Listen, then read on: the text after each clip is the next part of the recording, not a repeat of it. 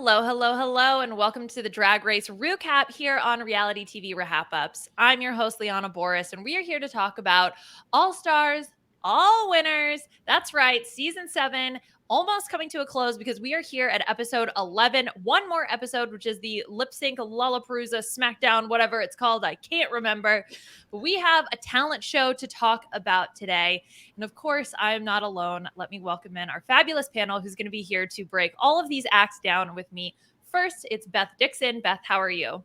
I'm doing well. I am somehow staying cool throughout this heat wave that we've been having I feel like I was going to say in the Northeast, but I feel like everywhere in the world is having like a heat wave right now. So, but yeah. One second. This episode definitely heated things up too. Ooh, talk about a heat wave. Yeah. Okay. Hot and spicy. Oh, I don't know. And you just heard his voice. It is Aman Adwin. Aman, how are you? I'm good. Yeah, also trying to stay as cool as possible in this heat wave. I do love the sun. That's the one positive thing about all of this. But I must say it is quite hot out there. So stay safe, y'all. Yes. Cool for the summer. Try to do your best, although we're going through the heat wave. But hopefully this recap will give you a little bit of some relaxation to get you through the heat wave. Yes, a little bit of a little bit of iced tea, a little bit of shade to cool you down throughout all of this. Okay, so we got a lot to get into. I think the first thing we absolutely have to talk about is the twist. Okay, so we knew last week that All Stars, All Rules, All Winners. No, that's not right. The All Winners rules were going to be suspended. There's no plunger, so no one can be blocked. We theorized there's got to be some star stealing. If it's Mario Party, it's got to be star stealing. No stars were stolen, but 3 stars were given to the 2 winners of this week's challenge. Aman, how did you feel about that?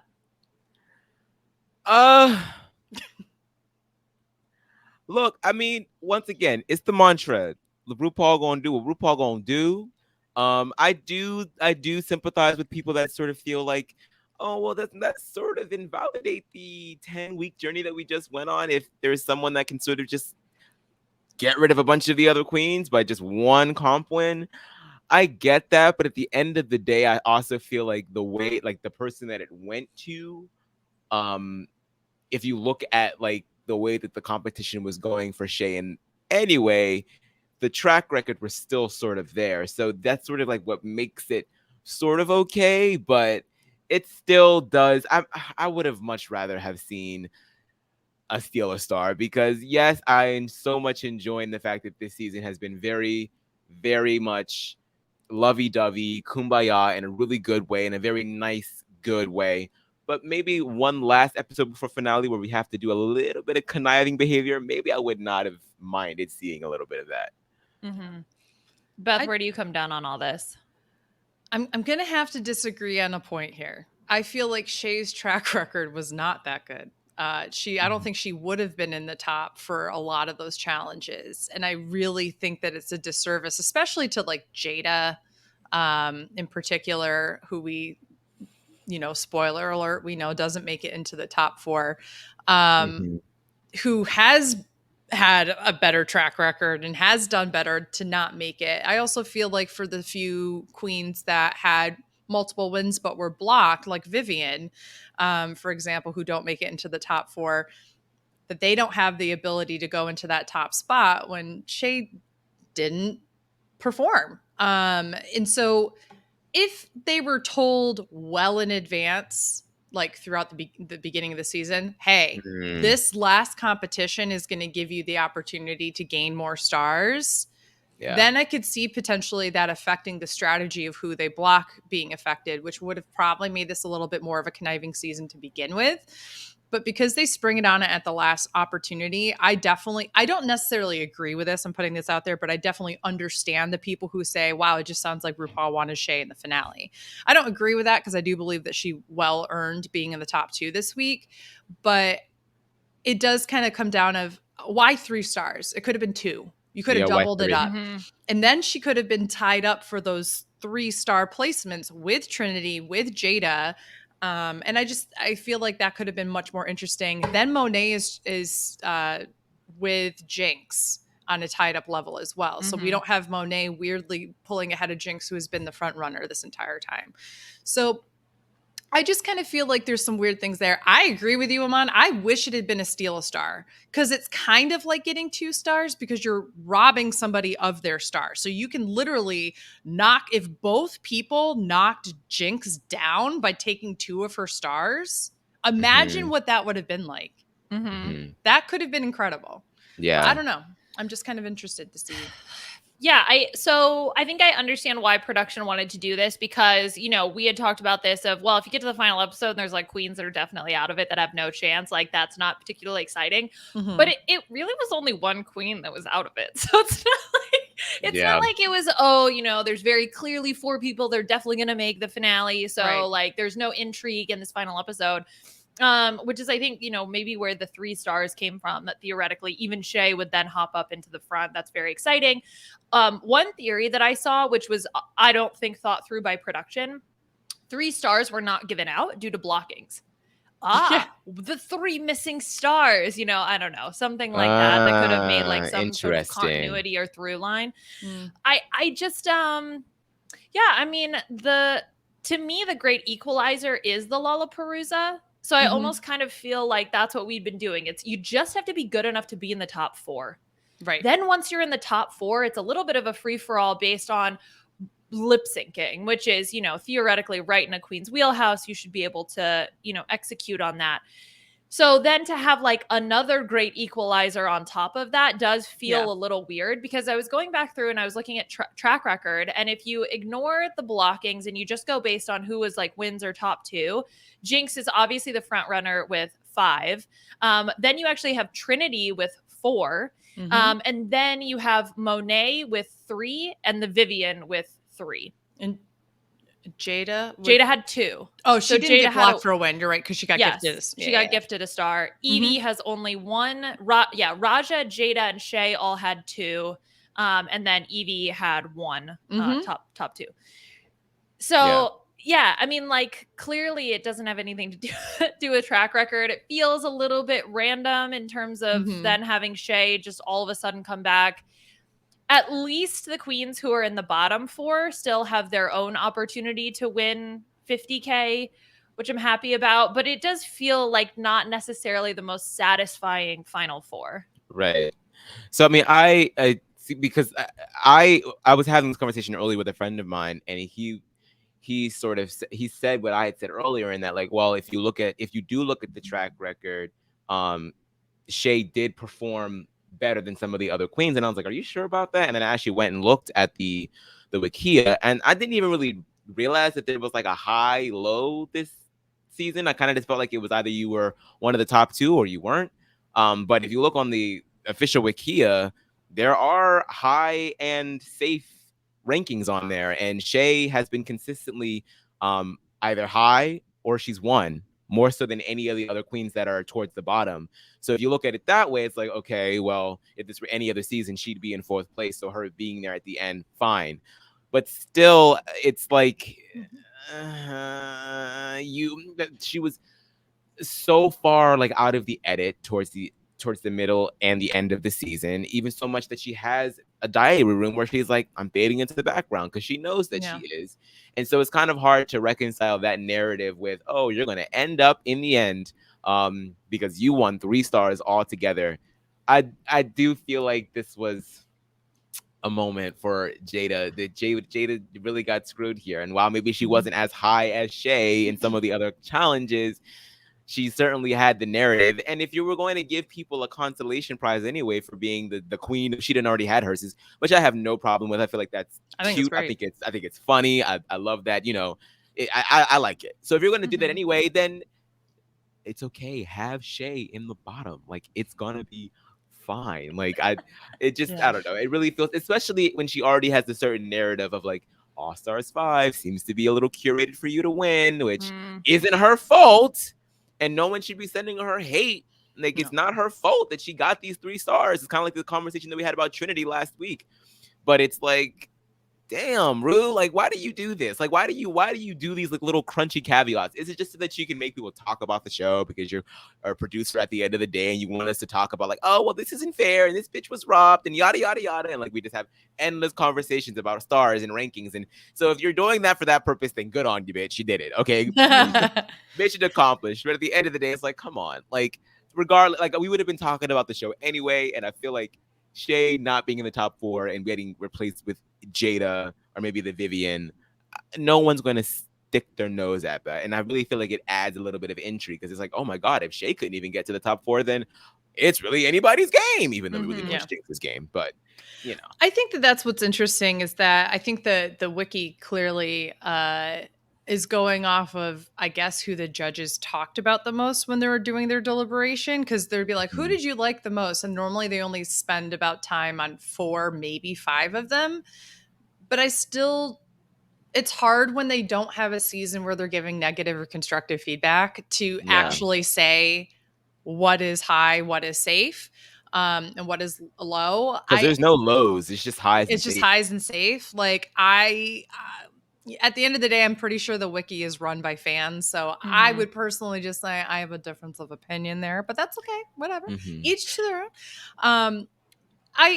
I'm not as upset about this as I think other people are, purely because I really do think the thing I want to focus on is that this season has done an incredible job of making it feel like if a winner doesn't win, that doesn't invalidate their win from before.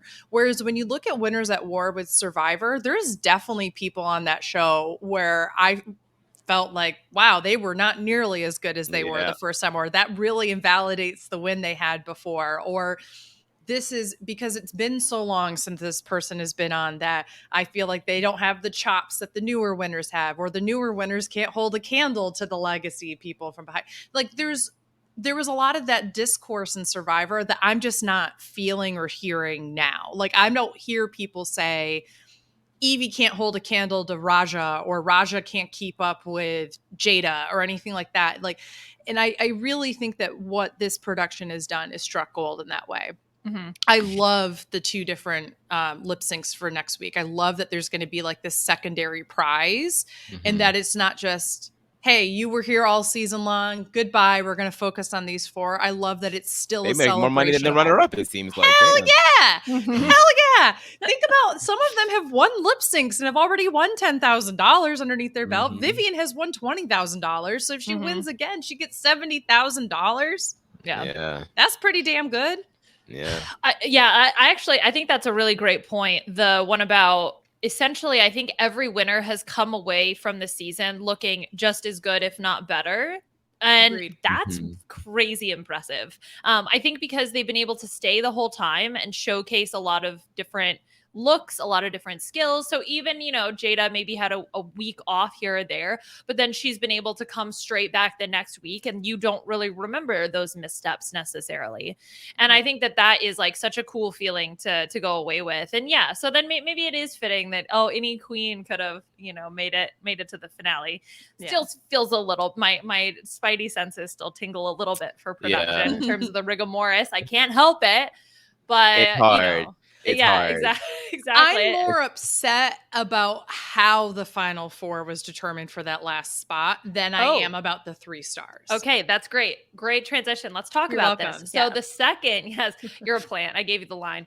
The next most important thing I think that happened in this episode is the fact that we had a tie for that last slot going into the top 4. So Trinity had 3 stars and Jada had 3 stars. And the way that last person was determined was based on the fact that Monet had the most stars, so she was giving the sole vote to evict.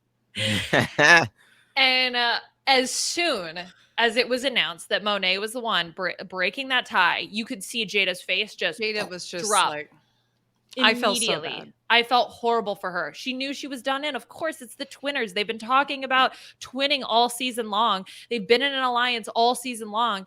And of course, Aman, she's going to go with Trinity, not Jada. Which,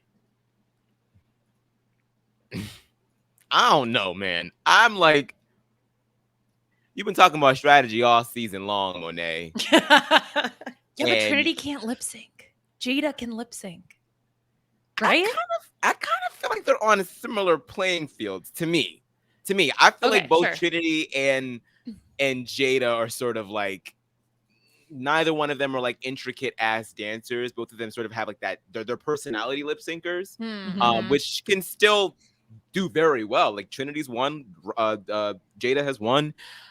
I feel like in my brain, you go with the person that I don't know, Trinity tied you last time. So it's like, do you want to do that again? I don't know. True. I'm like, do you want that part of your story again? How about you just get rid of her and go with the girl that you feel like you can, because I feel like she can slay Jada in lip sync. I just feel that for Monet. Maybe she doesn't see it for herself. Maybe she's just clouded by the final two-ness of it all, and she didn't want the fans to hate her for like going through this. But you've been talking about playing Drag Race Big Brother Survivor. That's what you do. You get rid of you take her out. Like and she's got so many comp wins. She's got more than did she have more than she does? Yeah, like, so it's like, to me, I'm like, but she had to stick to her word. I think you got to go for who are the people that, like, yes, that you can beat in a lip sync, but you also have to think about the lip syncing styles. Shea and Monet have similar styles of lip syncs, which we get to see in this episode to a certain extent, right? Monet is more likely to pull out stunts. Who's more likely to pull out a stunt, Trinity or Jada? And I think Trinity would be. We've seen that she won the talent show in All Stars 4 by doing a lip sync to a song and had like little stunts that she was doing here and there. Like this episode, I mean, really not too many stunts except for getting iced tea poured on her. But she's more likely to think of something like that to increase and plus we know that she and that ass that she got. Although Monet has a big ass too, so no. They're definitely the ass winners there. But I just feel like that Jinx is going to be a personality person too. So better to not have it be two lip syncers who dance and really emote versus two really big personality people, and throw in Jada, who's kind of a mixture of all of those things without standing out in any particular way, because that's probably somebody that you can beat. It's going to end up being the similar lip sync if they split it up, like Shea versus Jinx, for example, Monet versus Trinity, right? So I think it's better to diversify the kinds of lip syncers that are going to be there and stand a better chance of potentially winning in that way. Yeah. I'm just not impressed with Trinity as a lip syncer. I'm just not. Like, I would go to her show. Yes, queen. Like, tip boots the house down. Like, don't get me wrong. She's energetic. She's entertaining. What I have seen on RuPaul's Drag Race in terms of her lip syncing ability from season 9 to now has not impressed me. It just hasn't. I think Jada's a better lip syncer. I think Jada would probably do better. I don't think Trinity is making it to the final round. That's like what my heart of hearts is telling me. So to me, I think Monet made the right decision. But also, I totally get what you guys are saying about in terms of the types of people you want to go against, and especially with the whole like twinning thing again. Do you really want that dynamic to sort of haunt you? You could be the one to do that cutthroat move and like cut your twin. How dramatic and exciting would that be? Like, that's great television. Amazing. So, what happens if Monet goes against Trinity and Trinity beats her? Exactly. In the lip sync? Oh, that would be oh my gosh, that would be so exciting. I don't think it's gonna happen, if it does happen though. I know. Gagged. I feel like it's probably I don't know. I feel like Monet because again, they're not gonna want Jinx to get beat, and Shea would beat Jinx's ass. Okay, they're gonna put Trinity against Jinx and Shea against Monet. Against Monet. And they've already shown Trinity losing to Jinx in a lip sync, even though apparently Jinx did a cartwheel and fell on her ass. So I'm like not sure how that happened. Yeah, that they cut away. So that's probably what's going to happen, so that the narrative, the through line is still there, and that Trinity cannot beat Jinx. And Shea is now beaten Monet twice this season. Oh fuck! Ooh, it's gonna be Monet and Jinx, and like they're not gonna, if they give it now. Look, You already put her in the top 4. If you put her in the top 2, that's when I'm like, all right, okay, it's a wrap. We're done here. We're done here. I think of it this way, though. If we're going to do it by what RuPaul has essentially set up, it's like a brand new competition. Throw the track records away. Bring it on the stage. If Shea kills everybody on the stage and she deserves that crown, you better crown her. That's how I feel. That's true. That would be an interesting... That would be the real comeback story for Shea, I think. Hell yeah. All Stars 5 was just like fine. But like for it to come full circle and into Sasha, Velour, the rest of them out of the competition, that would be the real deal. That's the only thing that I could get behind. I would need more than rose petals, bitch. I'm gonna need everything. I'm gonna need fireworks coming out your scalp. I'm gonna need like confetti coming out of your nipples. Like, I'm gonna need everything. Okay, pull all the stops out. Confetti out of your nipples. Okay, drag queens, take note. This is how you win Drag Race. Sasha Velour. So I was thinking the Sasha Velour parallels too, because Sasha had 2 wins, and Shea will have had 2 wins. So look. Oh my God, no! Is that what's gonna happen? Oh, wait a second. Did we just crack the code? Is that what's happening here? No, I don't see any way Jinx is not in the final. I feel like Edgic wise, I think Monet wins. Monet has had until this past episode where she just wins 3 stars. I was like, I think Monet will make it to the end. Now that we know that she was just awarded 3 stars at the very end, like I don't see how she doesn't take home the crown. Like that's just how I innately feel. We have been talking about this since like week 3, where she was getting a lot of just personal confessionals, a lot of Monet everywhere, despite her, doing well week 1 and then kind of fading a little bit and really, not having a win until much further down the line. She's just everywhere. Okay. Think about how many competitions, or not competitions, but how many challenges has Jinx won? And we still haven't gotten like as much personal background as we did with Monet for the first few weeks. Like we have gotten checked in, don't worry. Like clearly there's been focus on Jinx, but we check in with Monet way more. And so I just think like editing wise, that's the vibe I'm getting. Mm-hmm. All right. Well, we will have to see. Next week is going to be the 2 lip sync. What is their official name? Did I write that down anywhere? Lollapalooza Smackdown for the crown. I don't know. I have lip sync Smackdowns written down. I don't know if that's the official name, but fine. All right. We'll have 2 lip sync Smackdowns. But let's actually talk about this week and everything that went on that gave us our 6 total stars introduced into the competition. And so this week, the challenge was Drag Race gives back variety extravaganza. So unlike most All-Star seasons, we flipped the order and producers put the All-Stars Drag Race variety extravaganza at the end. And so in addition to performing for like a minute, which felt like nothing, they were also, the winner was going to be given $30,000 for their charity of choice. And then we find out at the very end that every other charity additionally gets $10,000 for each of these queens. And we have the Tic Tac lunch, or Tic Tac Chit Chat. They've renamed. And that's also this week. So those are sort of the 2 main things that we have to go into. Where do you guys want to start? You want to start Tic Tac lunch? You want to start with the queen's performances? You want to mix it all together? Oh, and no runway, by the way, for some reason. There hasn't been runways with the talent show though, normally. Oh, I guess that's true. I felt like it's always the last one is your best drag or whatever. So I was very excited for best drag. I think that's why I'm kind of excited that last week was the final runway with that light up runway, because that was so iconic.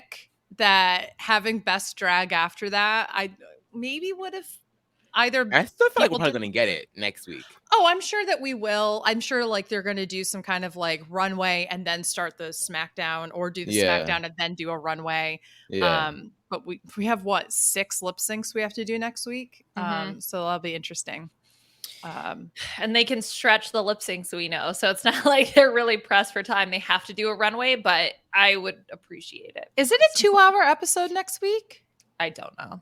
I don't think so. Could you imagine? I hope it's a 2-hour one. Otherwise, it's just or like an hour and a half or something like that. Could you imagine? They're like, All right, here's 30 seconds of each song. And Oh, no. They only gave us a minute this week, so I frankly wouldn't be surprised. Yeah, maybe we should go queen by queen and talk about their TikTok and their performance. Okay. That sounds good to me. Let's start with Trinity. She was the first one to go, and she has her performance is her own personal song about being in the South. And I think it's called Southern Hospitality. She kept repeating that line, so I just kind of assumed that was the title. And her charity was Planned Parenthood. How apropos. I know. Some of these charities, now knowing, since June 24th's overturning of Roe versus Wade and all the other stuff that's been going on, I'm like, damn. I mean, obviously they were relevant beforehand and kind of under attack, but I sat back and I was like, even more important now. Yeah. Skyrocketed. Yeah. I mean, I appreciated hearing Trinity speak with RuPaul and Michelle. I mean, it's like the oldest story in the book. I'm always a sucker for the small town girl that makes it big in Hollywood or New York City, something like that. And I really feel like that was sort of like her shtick, and being able to travel and meet so many new people and do all of this fantastic stuff with her drag. Because Trinity's always been good, but I really feel like she's one of the queens that has had such a grand glow up with her tenure on Drag Race, and it really is a sight to behold. Like, I know that I was getting down on Trinity a lot, and I probably always will, but like, the bitch is talented as hell. Like, she's just a queen. She really is. And so and as far as the performance goes, yeah, I mean, I feel like it was cute. I do feel like it didn't really move the needle in terms of like Trinity performances for me. I feel like I just felt like it was sort of what you would come to expect from Trinity. Like, I feel like I could see that on a Saturday night at a Trinity the Tuck concert and be entertained, but not like blown away. I totally agree, Aman. I felt like her lyrics were the best part of it. Yes. The lyrics were good. The performance itself was okay. The costume was okay. It goes along with everything. And then gag 4 pitchers of iced tea. And I was like, okay. I was sorry to interrupt, but I was watching. I watched the pit stop earlier yesterday, and I think I don't know if it was Vanjie or Bob. Both of them were going back and forth a mile a minute, so I don't remember who said what. But one of them said, like, if that had happened earlier, like the splashing and everything, and then it became like a bit of like more of like a strip tease, like a little bit of a wet t-shirt type thing, maybe that would have been a little bit more like ooh, as opposed to waiting until the very end to do it. See, I agree with that, but we also have to remember RuPaul was gagged. You could hear RuPaul at the very end go, ah! Ah! And I was like, oh my God, okay. It was Ice-T. She'll live, RuPaul. She's not the Wicked Witch of the East. Like, she's good. Or the West. The East gets the South. The South. Yeah. The North. Southeast. Yeah. I don't know. I just kind of felt like it was kitschy and whatever. Yeah, it was fine. It was cute. I agree. I think the lyrics are the best part. The moment where she spells also I was very much into because I just always think it's funny because she also spelled in the Bring It to the Runway. No, what was the category is? Yeah. She also spells in that one, so I'm a big fan of spelling. I was personally hoping that the song that she would do was Call Me Mommy Daddy with Jose. Oh my God, I'm glad that not happened. Jose is on that song makes me laugh. I was hoping for a cameo from Jose, that he would show up and be there. But I totally get, why she did what she did. Yeah. We talk about branding throughout the season. And Trinity's got that brand down, right? That girl from the South, blonde hair. The other part that made me laugh was the reveal, because she always does. She has like a small skirt that she reveals into like her tuck. It happens all the time. So whenever she does it, I always laugh. So not that would give her points, but I think it's very cute and I laugh. So I do think that the trend that I see for these talent shows in general is if I expect this from you, I'm normally not impressed. And that's why you really have to do something that's like really good, or like especially if you're gonna make your own song, write your own song, because that's what it's turned into, right? Like, this is how I promote my new single. It's really gotta, first of all, just be a good song. It has to be. If it's not just like, I'm just gonna talk in a rhythm and that's what I'm gonna do, I'm gonna try to make a bitch track and see it all the way through, like, I don't know, like, I just like, I'm not impressed with that. Yeah, there we go. That will be released on iTunes. Yeah, nailed it. I just kind of generally feel like the acts that are actually different, or things that I haven't seen from them on Drag Race in particular, are the things that I tend to gravitate towards. And this one, I just was like, this is great. If I saw it at a club, I'd be fine. As the last thing that you do on Drag Race, all winners, not as impressed. Evie was up next. She also does her own song, lip syncing to her own song. And I thought one thing that was a through line from both her TikTok chat to also then through the song and the runway critiques was that, you know, we know that she has a chronic illness that is essentially, it's like it's a breakdown of some of your tissues within your body, your collagen, which then causes her to, you know, be struggle with standing in heels, which she talks about during the TikTok chat, and will eventually, she won't be able to do a lot of the stunts that she is kind of known for. And so she talked about how this performance was really a love letter to, you know, this maybe being some of the last time she's going to be able to do these types of things. And Willow are really soul sisters then. Damn. I know, right? Truly drag family. Heartbreaking. This was absolutely heartbreaking. And I like cried right alongside her. Yeah. I did anybody else feel this way? In the TikTok chit chat, she literally says, I can feel myself not be able to do skills I used to be able to. And like, even standing in heels, and she's kind of laughing, but it's like not because she's laughing about it, but because she's like trying to save face a little bit while she's breaking down and having a vulnerable moment. And then friggin' Michelle goes, well, at least you can laugh about it. I was like, that's so insensitive. The fact that you said that, I don't know if they edited it in a weird way or whatever, but I just felt like that's not the response that you give in that moment. You don't say, at least you can laugh about it. And then Evie goes, well, I have to. And I think that what she's trying to get at, what they're trying to provoke there, is a powerful point, which is that sometimes you have to laugh at the absurdity of things in order to help kind of, you know, if something is so absurd, you kind of have to have an absurd response to it. I understand that, right?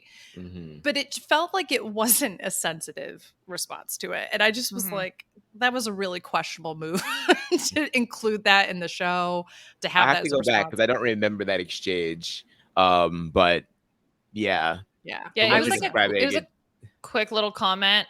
So, but yeah, I think because if you're really kind of in tune with what Evie is emoting in that moment, that like, she's not, it's exactly what Beth said. Like, it's laughing because it, like, that's all she can do. It's a, you know, so it was really tough. And I think then also her charity was the National Coalition Against Domestic Violence, which then she has that story about her mother being the subject of domestic violence and her sort of taking on some of that. It was just, the whole thing was like so heart-wrenching. Yeah.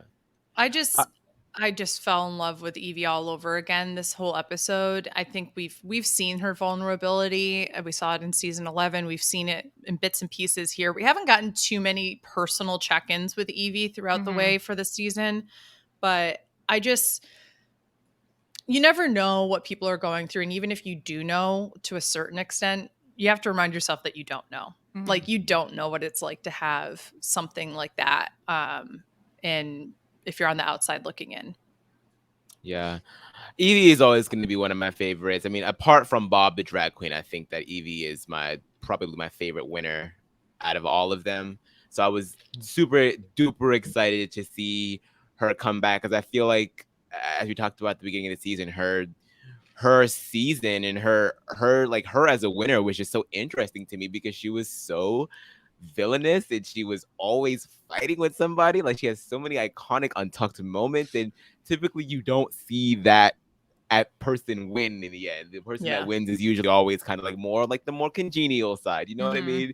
So I just loved the ride of season 11 for Evie. And I feel like we definitely saw a little bit of a different side to her this time around. I feel like she was a little bit more muted, not quiet, but not as, I mean, she wasn't, and not to say that like I need her to continue to fight, but it just felt like it was just a more like, I'm here to just chill and have a good time. And that's what I want to do. And I feel like she really delivered that. And even like Vanjie on the pit stops did the same thing. That she felt like she saw something new with Evie. And I think I really liked watching her this entire time.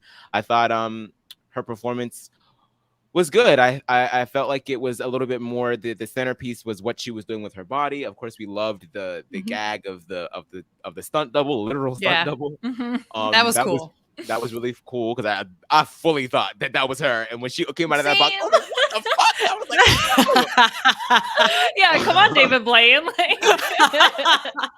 I was that stunt body double did look exactly like. It's not like they just found a random pit crew member and said, get up in this gig. They literally he was cast for this. That was a cast person. Like that was a gag. That was really good. So yeah, I loved it. And yeah, just it's so sad that you're, I mean, it's always like hard, like when you get older and your body just ages, but this kind of like goes beyond that. It's like your body's literally like fighting against itself, and then you can't do the things that you love. So I'm just glad that we get more documented footage of Evie on Drag Race, like in her prime, able to do all the stunts and the tricks and all of that, just so that she can look back on it whenever she's not able to do the same things and be like, bitch, you did that. You fucking did that. And know that she's also very young. Like, she's still in her early 20s, I believe. So this is, I lost skills that I used to have because I discovered beer and pizza in college, not because of a chronic illness and then my, metabolism and like whatever, blah, blah, blah, blah. When you have someone who is so young and so fit, and also some of the skills have been because of this illness too, because of the hyper flexibility that comes with it. To know that it's like it giveth and it taketh away. That, I mean, imagining the mental toll that takes in a competition like this, and just seeing just her raw emotion, like you could feel it in her performance after that TikTok chat was really, really great. Just so much love to Evie. Evie's and then you can always shove that water bottle in your mouth. Evie's the youngest, really? She's the youngest. She's 27. I thought she was in her earlier 20s. No, she's 27. The Viv is 29, and everyone else is in their 30s or 40s, with Raja being 47. I'm older than Evie, oddly. Uh-oh. Good or bad? Good or bad feeling? No, that's fine. I don't know. She just gave me so much more. I don't know. I just always figured I was younger than her. I don't know. I thought she was like 24, 25. Beth just living in her own little. Well, 27. It's close. It's close. It's only 2 years. Yeah, sure. 27, 29 for the Viv, and then a whole smattering of early 30s. So Monet is 31, Shea is 32, Jinx Monsoon is 33, Jada is 34. Shut up! I'm the same age as Jinx. The MILF. Yes, the MILF, the old one of the girl group. Yeah. That's a shot to my heart right there. Oh man, Monet and I are the same age, and she's gorgeous. I'm so sad. Well, here's the thing: I might actually, No, her birthday. She's a Virgo, so her birthday. So she is an 88 baby. I was about to say I'm about to have a birthday, and if I'm older than Jinx, that's even more of a shot to the heart. But I guess I'm only like a month older than her, so I could take that. There you go. Okay. Well, let's talk about Jada, our 34-year-old darling. She is, again, performs her own song and has a lot of callbacks to her, quarantine queen days. I love the Jeff Goldblum reveal. That was great. At the very end. And she also has a very emotional TikTok chat with talking about her confidence and what winning gave her, the ability to wear those gay ass pants. And her charity was free Black therapy.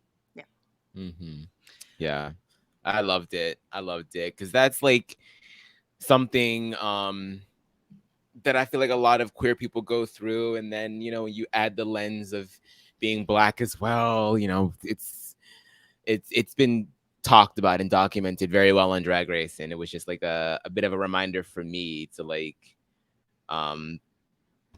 just remind myself to like be a little bit more free. Like it's you know, it can get so like debilitating sometimes, just like all of the pressure that society puts on you to just not behave in certain, like do not engage in certain behaviors because you're gonna go to hell or you're gonna burn, you're gonna all this horrible stuff is gonna happen to you simply because you like men, like, which is bad on its own anyway. So it's like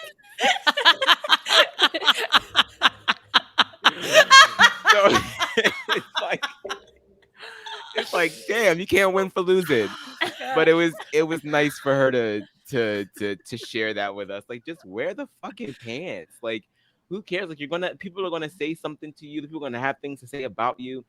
It is what it is. But at the end of the day, you cannot live your life for others, because at the when it's all said and done, and you're on and you come to the end of your life, you want to be able to look back and be like, I did that shit for me. I did that shit for me. I lived my life the way that I wanted to live it. So I loved it.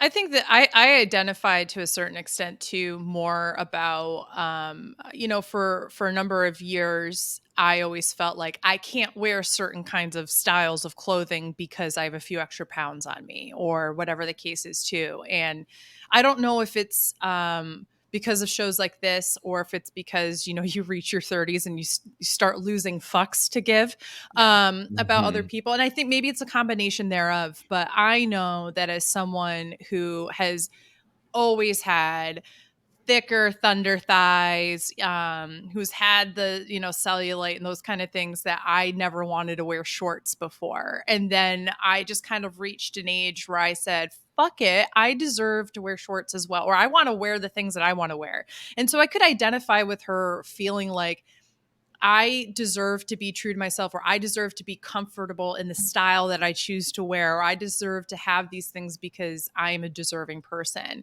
And whether or not you identify from the queer angle or a weight angle or whatever the case is, I think that's a pretty universal message that I think a lot of people need to hear, is that you are a deserving person who deserves to live your life as authentically and comfortably as possible.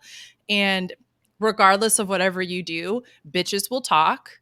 And regardless of whatever you do, you find the bitches who won't talk and who support you. And those are the people you surround yourself with.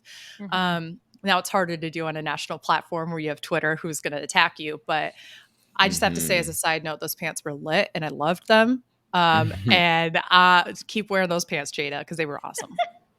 Yeah, I know, right? I think so, you know, similarly, especially being a woman in a male dominated field, both in engineering and science, like I remember I didn't feel comfortable wearing makeup. I didn't feel comfortable having my nails done because I was just like, I will be judged for being femme. Like that's exactly what's gonna happen. They're not gonna respect me. They're not gonna take my work seriously. And so I think also hitting my 30s and being like, stupid. I'm fucking smart and you will respect me and I am good at my job and I am a brilliant scientist and like I deserve to be respected. So I completely, as soon as she started just like crying about being able to be who she truly is and be the way that she wants to be, it was also very like this, honestly, for as short as all of the performances were, the emotion throughout this episode was just overwhelming. It was whew. It was a lot. I think it's important to remember that people who win Drag Race or whatever, I mean, they still are humans who are going through their own validation process journeys, right? And we all go through that. And some of us, the journey is never ending until the day that we die. And it's something that we always have to remember, that there are things that we achieve and there are things that we fail at. And regardless of all of that, we are still valid as people and we deserve to demand respect and validation for the things that we do and move forward. And that's what I loved about all of these TikTok chats at the end of the day. Oh, hugs, heart. Now let's talk about these bitches. Oh my God. Can you believe what jacket she was wearing? Why was she wearing that? Oh my God, I can't. Oh I will God. say though, Jada's song I thought was super fun. I think of That was especially cute. the first 3 performances, I think that it was probably my favorite. Mhm. I think a lot of her lyrics too were very fun. The fact that she talks about winning a crown on Zoom from her living room was very cute, and just sort of being able to have this very unique style, knowing that she's like not the best dancer in the world, but I think that the choreo was still a lot of fun. Yeah, I really liked it.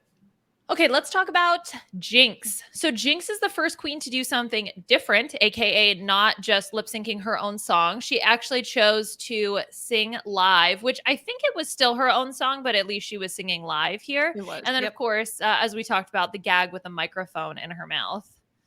I like Evie's comment. That's not a talent. Give me a fist next time. This is something that, I will always appreciate the people who can sing live their own song over the people who record and lip sync their own song. I think that shows a certain additional level of talent if this is a talent show. That said, I thought this was a fine performance. I know that this is how Jinx sounds and sings. I already kind of knew that. We got a smidge of it during the Judy Garland performance in Snatch Game, but maybe it's just because I've seen Jinx perform a few times live, but I'm kind of used to it. So it wasn't something that I was like blown away, because this is so new for me. In the same way that when All Stars 3, when Trixie performed with her auto harp, like that's a unique talent, but I also knew that's what she would do because I've seen that, right? So I wasn't gagged, but I thought it was pretty good. Yeah, I felt like I felt like I was at a cabaret, man. I had a nice little show tunes diner, and she was like the house artist. I thought that she sounded great. I loved the melody of the song. I just thought it was just like it hit all of my like little old timey musical theater like pressure points. But yeah, definitely, what you think that she would do. So not really any intrigue there, but I do appreciate that it was at least a little different from what we've seen from the other queens, because a lot of it just turns into, I'm going to promote my single, I'm going to lip sync to my own stuff, which then you sort of have to, then the whole kind of talent sort of changes, because then it's like, okay, so who had the best song and who had the best lip sync performance to their song, right. Her TikTok chat was also a very interesting discussion. Talks about sobriety, and Ru talks about that, he's been sober for 22 years and sort of what that path was like, and finding people that could support him on that journey of becoming sober. That was also, I think, a very interesting chit chat. I was hoping would last longer. I don't know. It felt like weirdly cut short. And Jinx talks about her charity, which was the Black Visions Collective. I think it was really important for RuPaul to say that like none of this would be here if I hadn't gotten the help that I need, because I think a lot of people who I know who have struggled with various different addictions, it's hard for them to imagine their life without the crutch or whatever they have, whatever they're addicted to, and understanding that your life could literally be transformed in so many different ways if you take those steps to find help and know that it's not easy, but you surround yourself with the people who will support you. And hearing that conversation with Jinx and RuPaul it was really powerful. And, addiction is a disease, and there's so much stigma around it. So to have people kind of destigmatize it on a international television program and talk openly about that is always going to be powerful.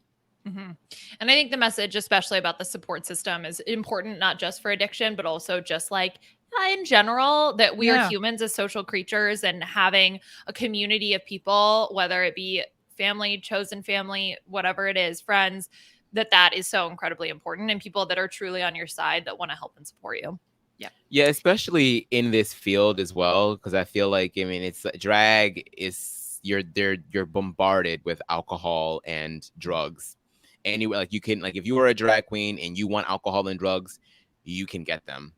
Anybody can, but specifically in like nightlife scene, I think it's just nice that now, granted, RuPaul is not like in the circuits anymore, but it's still nice that he is someone that is saying like, look, like I used to be down there too, and it doesn't have to be that way. Like 22 years is such a big accomplishment. And there are so many of these other queens that are, you know, finding themselves in similar situations where they're just, you know, it just turns out like you just want to do drag, and the next thing you know, like that you're drinking alcohol like every day, and you somehow you can't stop. And I feel like it's important for someone to be in the field and be like, you can still be a good artist and not have to rely on these substances. You don't have to go to the club and take a shot before you go on stage. Just be engaged in your art and be done with it there. So I just think that was really important too.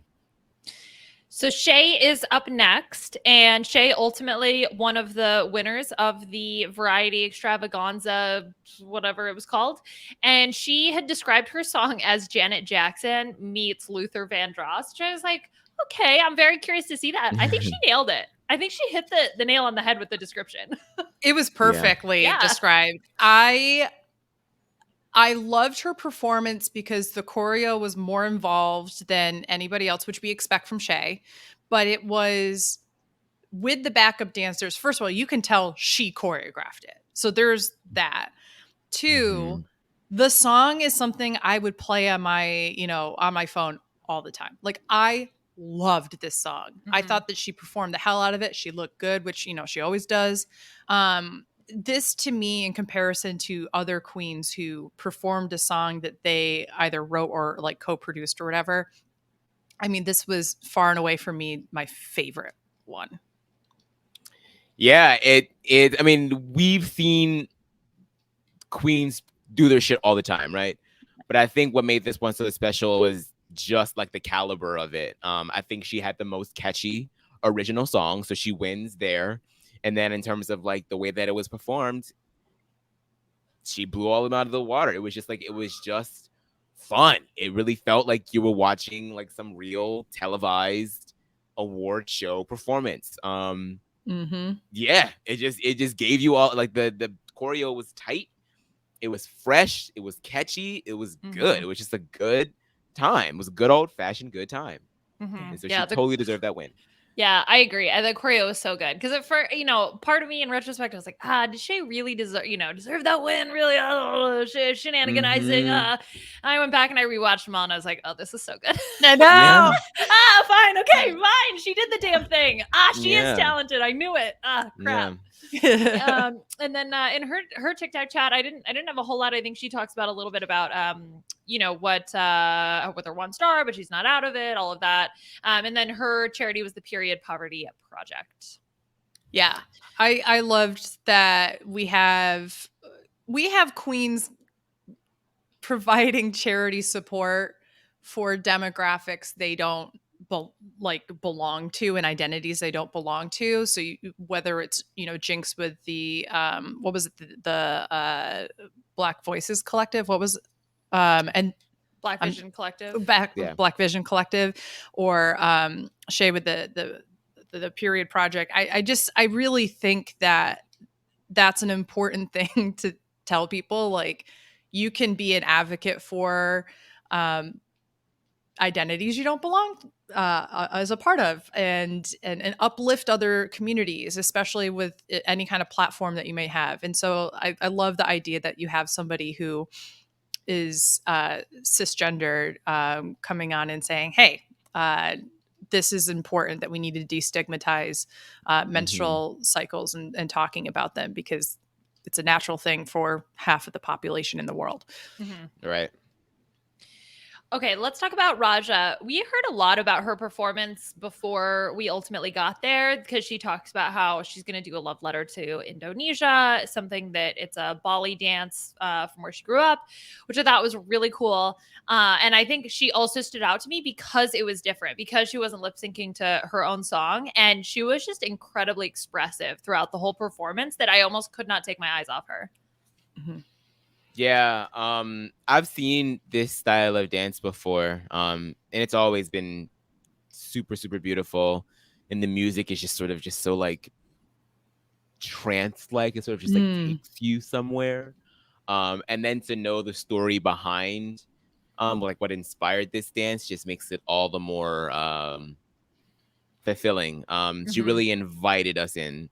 Into her mind, into her world, into her family. And so, yeah, very, very special. I can understand why it probably didn't win, only because, you know, it's Drag Race after all, and we're a little bit more prone to like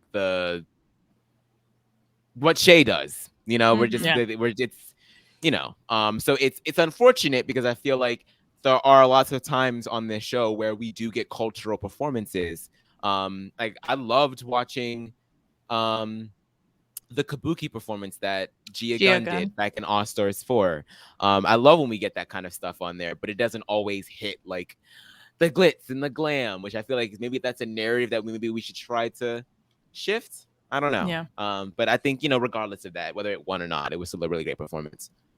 I love the expressiveness of the movements of her face, her eyes in particular. There were elements, obviously it's not the same thing, but there were elements at times where I had this moment of like the Mayhem Miller eyes thing that, you know, like the, yeah, you know, reminded me of that too. Yeah. yeah. And I was, but like obviously a very different style. And like you said, Aman, like it's a very like, those kind of like sudden movements kind of take you in and out of the music, which is really interesting. And I really enjoyed it. I thought it was great. I wasn't as, and I don't know if this is because of, you know, I'm American and maybe I'm ethnocentric here, but I wasn't as entranced as I was with like Shea Coulee's. And I think a lot of that has to do with what you're talking about, Aman. But I definitely felt like she was one of the top 3, in my opinion. Additionally, we hear about the story that she tells on the runway about her father, and the story at the airport where she, you know, got lost. Her family was looking for her, and she was performing on top of these suitcases, which is just so incredibly cute. And then also to know that her mother passed away in I believe the end of 2021. And so at the very end of the episode that they dedicated the episode to her mother, I thought that was also just like so incredibly heart-wrenching. And to have this, yeah, go ahead, Beth. Oh no, I was just gonna say, in the fact that, you know, that they were also the dance was in honor of her father, and it just it's really tough. And it just my heart goes out. Yeah, and feeling the energy in the room, that it's not just a love letter to Indonesia, it's also a love letter to her childhood. That's her childhood dream, and feeling the energy of her father in the room. There was just something very powerful really about the whole thing. So I think, yeah, this really was an emotional episode now that I'm talking through it. Like, oh my God, I'm a mess. Oh my gosh. This will be an episode that if I ever need to cry in the future, seriously, like if I need to be brought on an emotional journey, this is one I'll be turning on. And for Raja, her charity was the National Center for Trans Equality, and apparently she still has her Tic Tac from season 3. It's brown and stuck to the bottom, but she still has it. Second to last, we have the Viv, who is performing again her own song, lip sync to her own song, "Bitch on Heels," which I think of all of the queens, I think she did the best actually marketing her song because she has like she like was very clear about the title. She was like, "This is the song." It was written with who was it co-written by? I didn't write that down. Was that Woolley? Diane? Something like that. Okay. Anyway, Diane Warren. I don't know whether like Oscar-winning Diane Warren. No. Oh my God! No, let me pull it up. Like that, right? Wait, Diane Warren. Diane Warren helped her write that song. No, but it's not. No. The name is Okay, hold on. The name is Diane Warren, but I don't think it's. I don't think it's Oscar winner. Yeah, no, I don't think so either. But I just love, there was the moment where she's like, it was written by Diane Warren, and so I hope you like it. And then we got like, I felt like her performance was 20 seconds long. And I was like, after making such a big deal about it being written by somebody that RuPaul apparently is obsessed with, we got like no time on her performance. Yeah, which is wild. I actually added the song to my Spotify because I was like, yeah, this is like kind of a banger. I'm into this. Plus I could find it because I actually knew what the title was. I'm a bitch on heels. No, it's written by Diane Warren, the legendary songwriter. No. Is it really? Wait. That's what it says on. Written by legendary songwriter Diane Warren, known for hits for Mariah Carey, Britney Spears, Whitney Houston, and produced by rising Swedish producer Tanner Gard.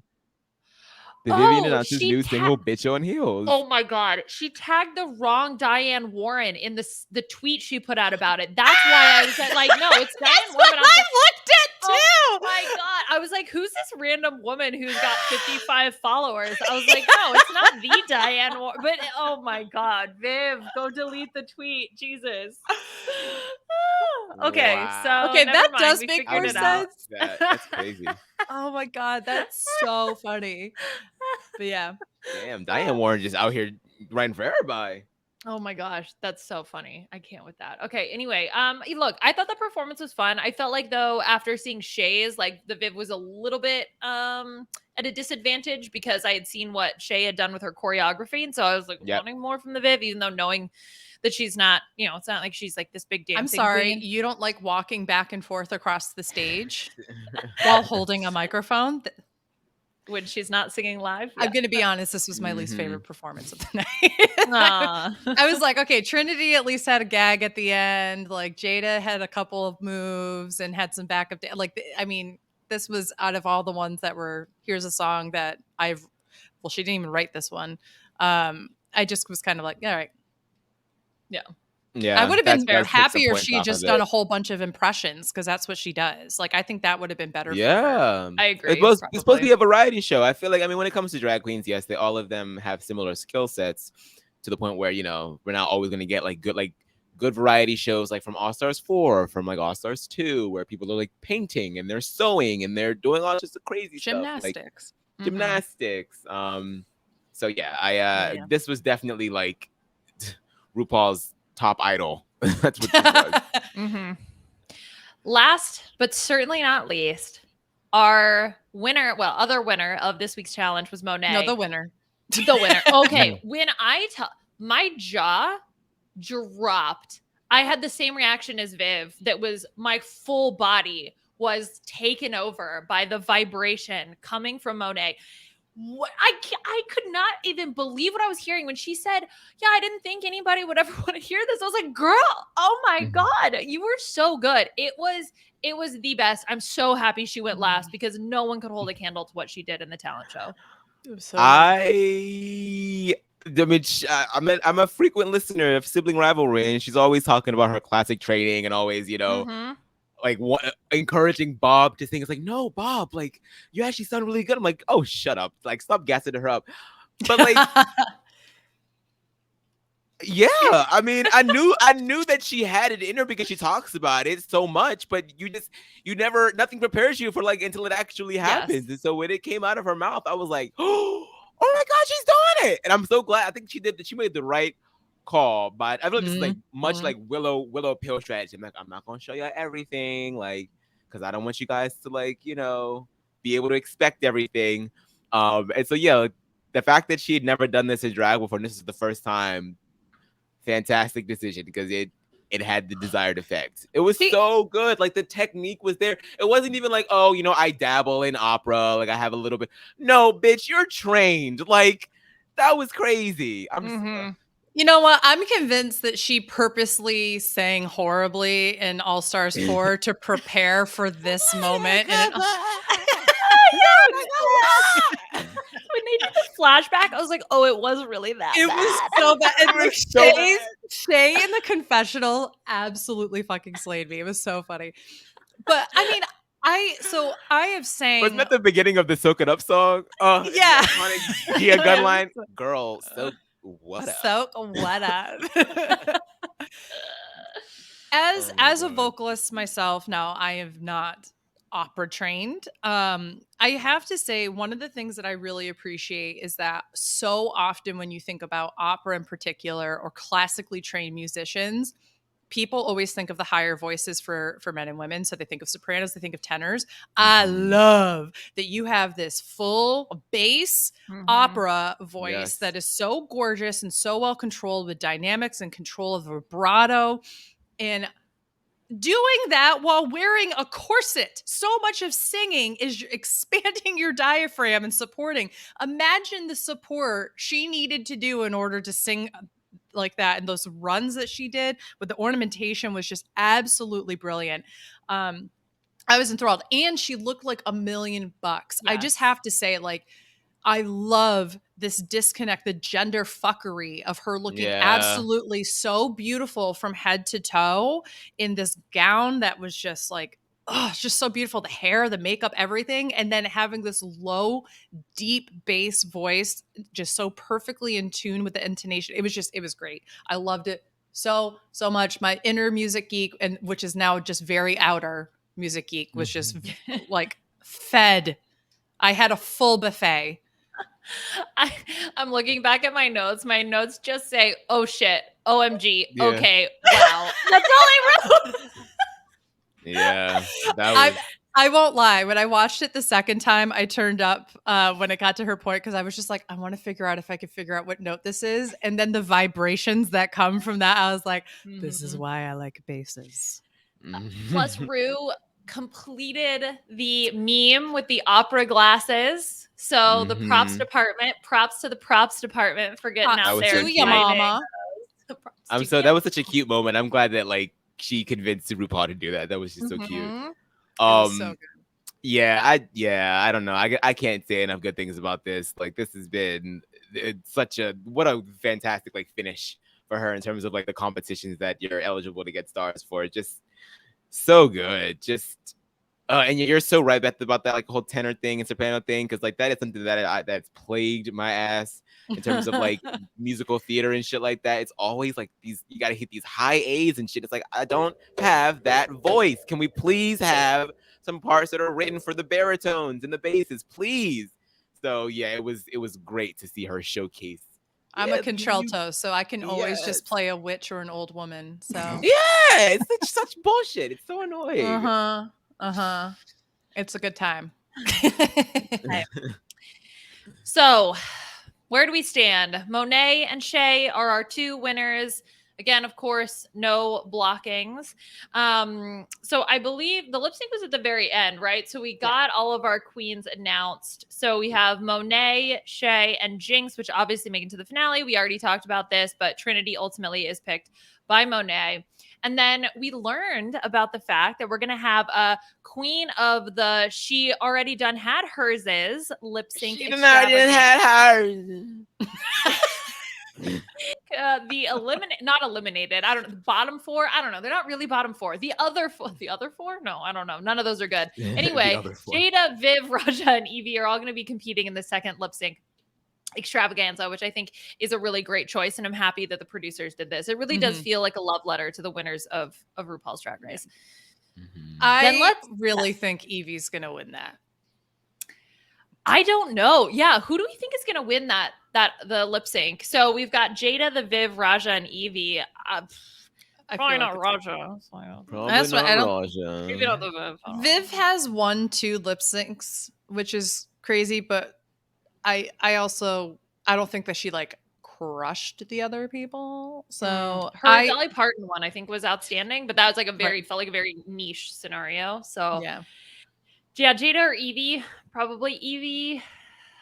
But I honestly, it could go any way for me. After this episode, I want Evie to win. I want her to have all the coin right now. Yeah. So the lip sync for closing out this episode, we get Supernova by Kylie Minogue, which, by the way, that was also the finale lip sync between Mo Heart and Blue Hydrangea for UK versus the world. So they knew we needed a redemption. Yeah.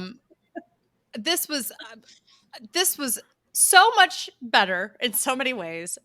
We can just sit back and say, all you had to do was just look at the queens and not even have the volume on and go, oh, okay, they're about to eat this up.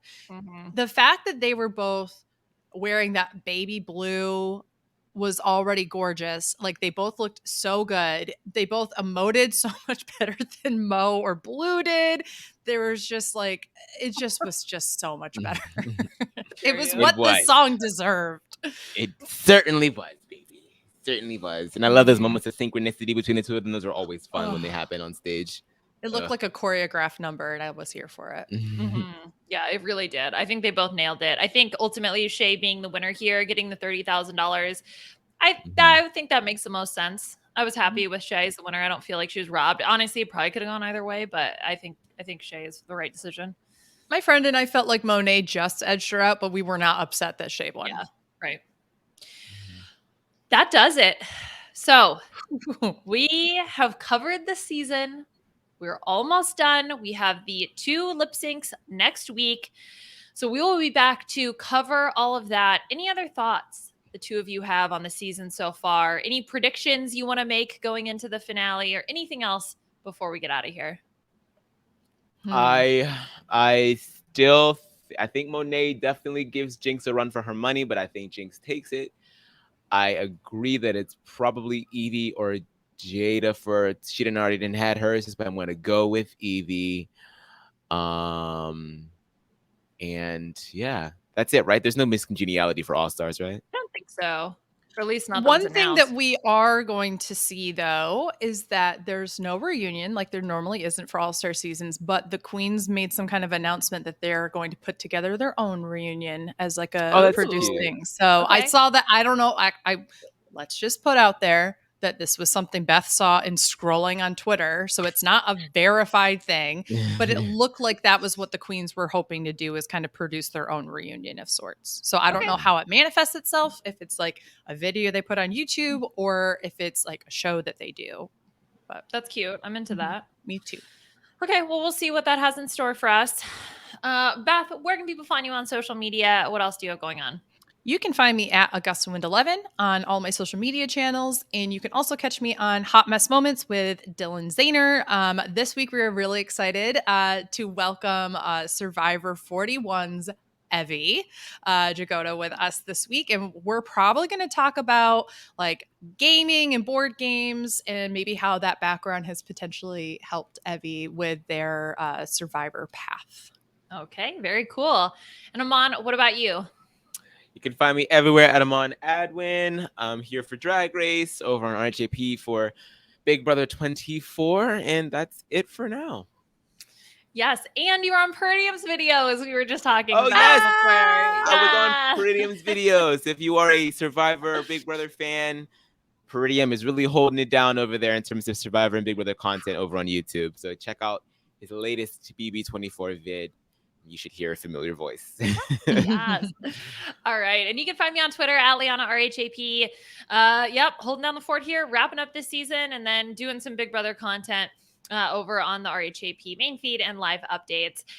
You can leave your star ratings and reviews for us on iTunes, robhasawebsite.com/drag race. And also, I have been having a ton of fun watching the Challenge USA, which is the show that's after Big Brother on Wednesdays. So if you're living under a rock and you haven't heard about it, there's a podcast you can check out to hear everything you need about the Challenge USA. And that's over on the Challenge RHAPup feed, where Ali Lasher and Brian Cohen are talking about all of your favorite CBS players as they cover the Challenge USA. So in addition to the weekly RHAP, I was going to call it the RHAPup. In addition to the weekly recap, no RHAPup over there, they're also doing exit interviews, which have been absolutely so fun so far because these reality TV people are just, of course, absolutely entertaining. So you can check that out as well. And if you want to leave questions for them, robhasawebsite.com/challenge feed. That does it for us. Thank you to Scott St. Pierre for all your help behind the scenes. And we'll be back for one more week to cover the finale, where we ultimately will have our Queen of Queens crowned. So we'll talk to y'all soon. Bye.